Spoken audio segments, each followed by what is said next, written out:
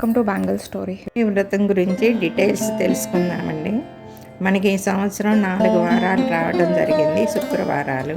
ఉదయమే శుక్రవారం పూజ చేసుకుంటే మంచిది.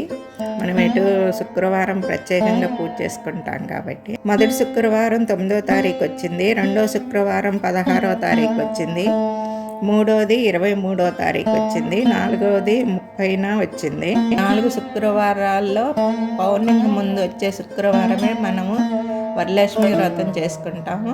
వీలుగా నాళ్ళు 3వ శుక్రవారం 4 చేసుకోవచ్చు.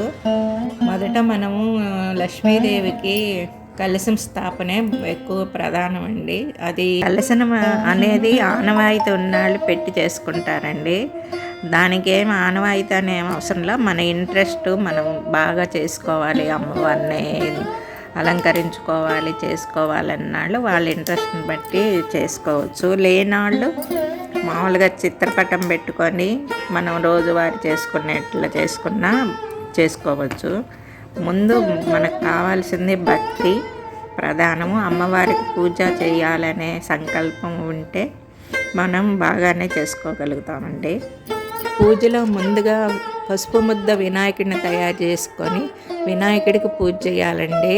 ఆయనకి నైవేద్యం సమర్పించి మంగళహారతి ఇచ్చి మనం తర్వాత లక్ష్మీ సమేత మహావిష్ణువుని కూడా ఆవాహనం చేసుకొని ముందు విష్ణుదేవుడికి పూజ చేసుకొని ఆ తర్వాత లక్ష్మీదేవి అష్టోత్తరము, కనకదార, అష్టలక్ష్మి స్తోత్రాలతో మహాలక్ష్మీదేవిని పూజ చేసుకుంటే చాలా మంచిదండి. ఈ పూజా కార్యక్రమం తర్వాత చారుమతి కథ ఇంపార్టెంట్ అండి. దాన్ని కూడా చదువుకొని తోరం కట్టుకొని మంగళహారతి ఇచ్చి తర్వాత ఎవరన్నా ఒక ముత్తైదుకైనా తాంబూలం ఇస్తే మంచిదండి. మనం భోజనం చేయకముందే, వీలు కానాళ్ళు సాయంకాలం ఇవ్వచ్చు. ఈ తాంబూలం ఇచ్చే దానిలో జాగ్రత్తగా తీసుకోవాలండి.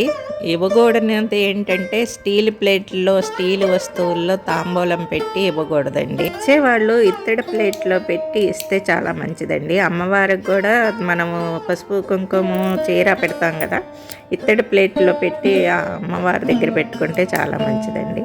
పూల సజ్జలో పూలు పెట్టి అమ్మవారి పక్కన పెట్టుకున్నా చాలా మంచిది.